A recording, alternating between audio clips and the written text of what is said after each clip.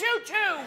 Oh, that's right, if you thought the hype was huge before, the Sugar Show is now champion, and this whole thing might just blow up as big as we've seen in some time, maybe ever. Let's talk about the UFC's next big star and taste the rainbow. I'm Tommy from MMA On Point. A massive thanks to our biggest channel supporters and our Hall of Famers, and the Sugar Show has officially arrived.